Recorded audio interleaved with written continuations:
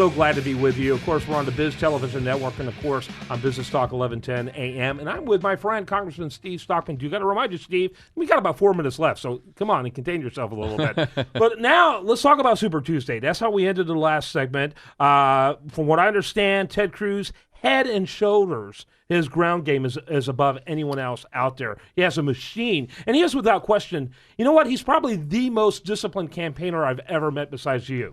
Well, Because you did with discipline what others do with money. Right. And he does the same thing, but he also gets money and discipline. He's amazing. Yeah. And he has a very innovative app where you play games to compete. It's brilliant, and he's done a lot of innovative stuff, which I've always respected in a candidacy, where you're willing to experiment and go forward. I mean, that's what Barack Obama did when he got elected.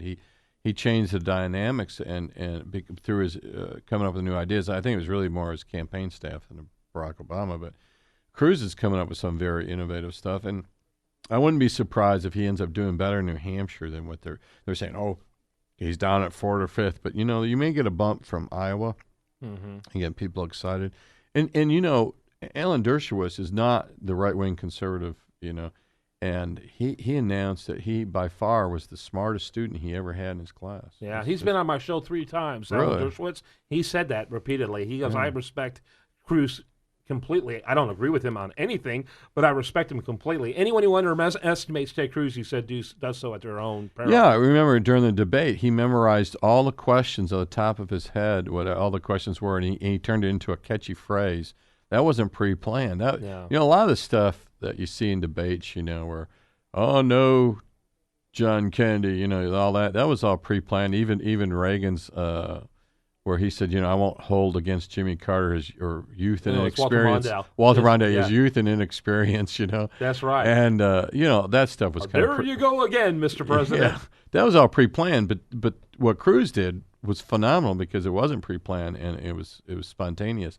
And he used it off the top of his head, a phenomenal response. And it just amazes me when I see him in debates. Yeah, it is amazing. Very good stuff, again, with Congressman Steve Stockman. Who do you like then in the Super Tuesdays? I mean, obviously there's several states in play.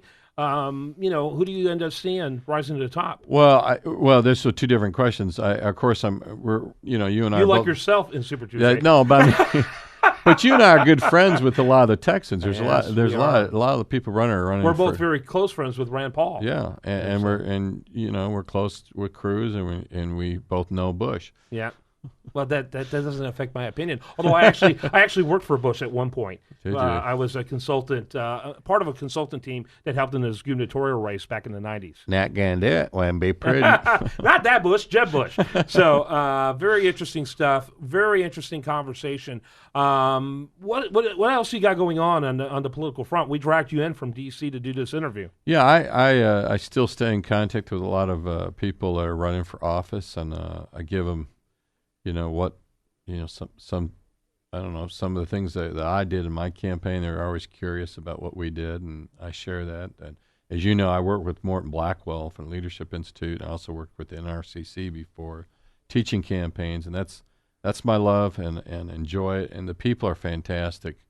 It's a lot of fun. If you ever run for office and you're not having fun, you shouldn't be doing it. Give us your Twitter follow. Your Twitter handle. At Steve.